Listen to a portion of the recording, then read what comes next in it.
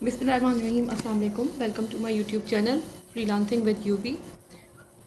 आज की वीडियो में हम बात करेंगे उन टर्म्स के ऊपर जो कि अमेज़ॉन पर फ्रीक्वेंटली यूज़ होती हैं और हमें उसका आइडिया नहीं होता, क्योंकि बिगनियर्स होते हैं, उनको बहुत सारी चीज़ों का पता नहीं चल रहा होता।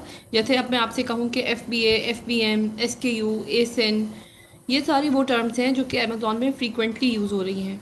आज की वीडियो खुसूसी तौर पर इसी वजह से बनाई गई है कि आपको उन टर्म्स के बारे में अवेयरनेस दी जा सके और उनके मीनिंग्स और उनकी डेफिनेशंस भी बताई जा सकें, उनके यूजेज भी बताई जा सकें।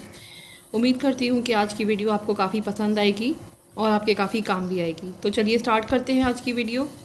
सबसे पहला जो टर्म अमेज़ॉन पे फ्रीक्वेंटली इस्तेमाल होता है वो होता है FBA, यानी फुलफिलमेंट बाय अमेज़ॉन। ये जैसे कि हम पहले भी जिक्र कर चुके हैं, पूरी हमारी वीडियोज़ के ऊपर मौजूद है। फुलफिलमेंट का मतलब होता है कि जो ऑर्डर प्लेस किए जाते हैं उनको लॉजिस्टिक्स करना, उनको डिलीवर करना, पिक पैक करना, स्टोर करना, ये सारे काम अमेज़ॉन करता है। ठीक है।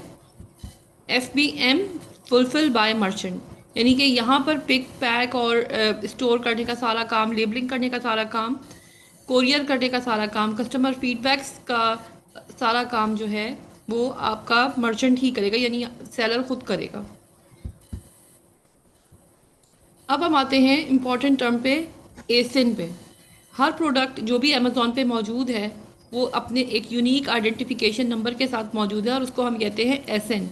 SN stands for Amazon standard identification number, और ये नंबर तकरीबन आपका 10 डिजिट्स का होता है, आप काउंट कर सकते हैं। और ये नंबर हमेशा डीपी के बराबर में लिखा होता है। जब आप इसकी वेबसाइट पे जाते हैं अमेज़ॉन की, जब इस प्रोडक्ट के स्टोर को खोलते हैं, तो डीपी के बाद वाला जो नंबर होता है वो एसिन कहलाता है।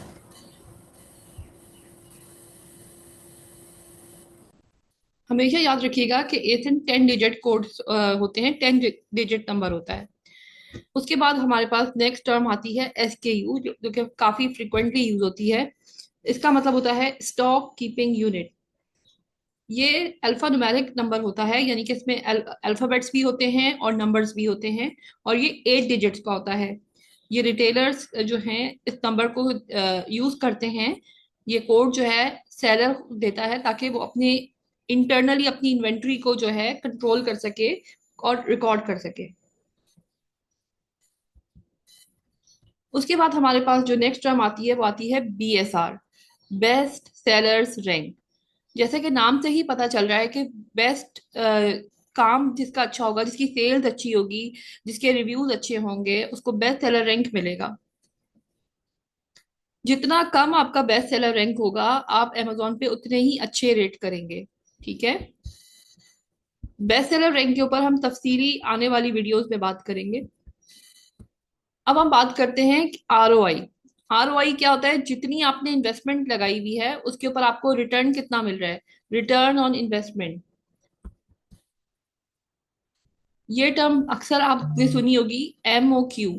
MOQ means minimum order quantity.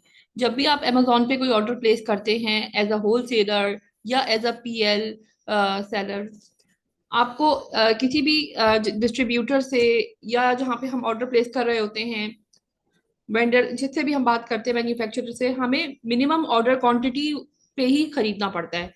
कुछ ऐसी कंपनीज होती है जिनके मिनिमम ऑर्डर क्वांटिटी के यूनिट्स लिमिटेड नहीं होते, कुछ के होते हैं। कुछ लोग कहते हैं कि आपने 100 यूनिट्स ही लेने, और कुछ मैन्युफैक्चरर्स कहते हैं कि नहीं, हमारे पास MOQ का कोई रिक्वायरमेंट नहीं है।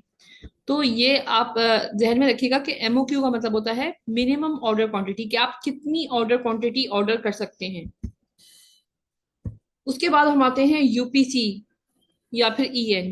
यूपीसी का मतलब होता है universal product code, which is a 12 digit barcode number. जैसे कि आपने अक्सर अपने प्रोडक्ट्स के पीछे इस तरह के नंबर्स देखे होंगे, और ये नंबर जो है आइडेंटिफाई करता है कमर्शियली प्रोडक्ट को ट्रैक करने में, फॉर इन्वेंट्री पर्पस। ठीक है। उसके बाद हम आते हैं बाय बॉक्स पे। बाय बॉक्स, आपने जब भी ऐड टू कार्ट करते हैं प्रोडक्ट्स को, तो आपके सामने जो इस तरह का बॉक्स ओपन होता है, इसको हम बाय बॉक्स कहते हैं।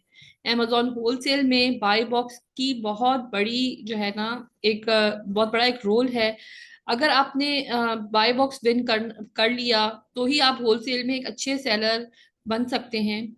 और बाय बॉक्स विन करने के बहुत सारे जो है क्राइटेरियाज होते हैं, जिनके ऊपर हम आने वाली वीडियोस में बात करेंगे, लेकिन मैं आपको थोड़े से पॉइंट्स बता देती हूँ। बाय बॉक्स विन करने के लिए आपको अपनी प्राइस को मेंटेन करना पड़ता है। उसके बाद आपको अपने रिव्यूज अच्छे रखने पड़ते हैं, रेटिंग्स अच्छी होनी चाहिए आपकी। ठीक है, इसके अलावा अगर आप एफबीए हैं तो देर आर मोर चांसेस कि आप बाय बॉक्स विन कर सकते हैं।